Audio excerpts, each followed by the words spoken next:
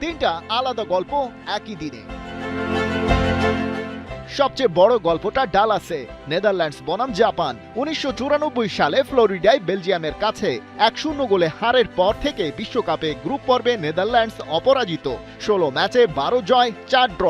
সেই হারেও একটা মজার যোগসূত্র আছে। তখনকার সেই কোচ ডিক অ্যাডভোকাট এই ডালাসেই আছেন, তবে কুরাসাওয়ের ডাগআউটে। নেদারল্যান্ডসের 5 বড় নামের ওপর সব চাপ।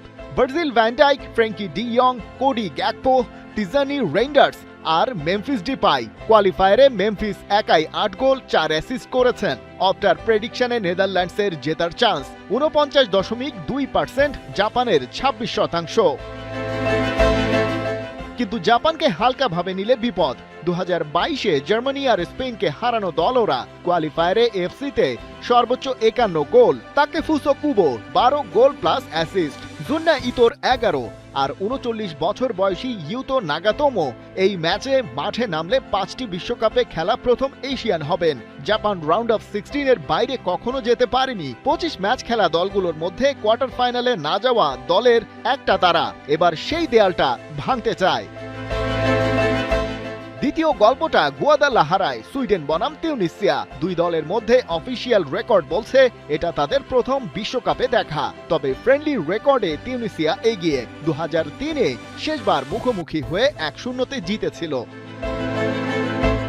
সুইডেনে এখন গ্রাহাম পটার চেলসিতে ছাঁটাই হওয়ার পর স্ক্যান্ডিনেভিয়া হয়ে বিশ্বকাপে এসেছেন। পটারের হাত ধরেই প্লে অফে ইউক্রেনকে 3-1, পোল্যান্ডকে 3-2 গোলে হারিয়ে পেয়েছে বিশ্বকাপের টিকিট। আর যে দুজনের উপর সবচেয়ে বেশি নজর, ভিক্টর গিউকেরেস আর আলেকজান্ডার ইসাক। গিউকেরেসের ক্লাব আর কান্ট্রি মিলিয়ে শেষ 29টি পেনাল্টি কনভার্ট, একটাও মিস নেই। টিউনিসিয়ার ডিফেন্স এই গ্রুপে সবচেয়ে শক্ত। কোয়ালিফায়ারে 9 ম্যাচে একটাও গোল হজম করেনি। আইভরি কোস্টের সাথে আফ্রিকায় একটা মাত্র গোল খেয়েছে ওরা। তাছাড়া 2022-এ গ্রুপ পর্বে ফ্রান্সকে হারানো দল ওরা, সেটাও ভুলে গেলে চলবে না। আফটার প্রেডিকশনে সুইডেন 51.1%, টিউনিসিয়ার 23.2%। গ্রুপ এফে আজকের 3টি ম্যাচ শেষে অনেক প্রশ্নের উত্তর মিলবে, কিন্তু সবচেয়ে বড় প্রশ্নটা রয়ে যাবে, জাপান কি এবার সেই কোয়ার্টার ফাইনালের দেয়াল ভাঙতে পারবে? খালিদ জামিল, 71।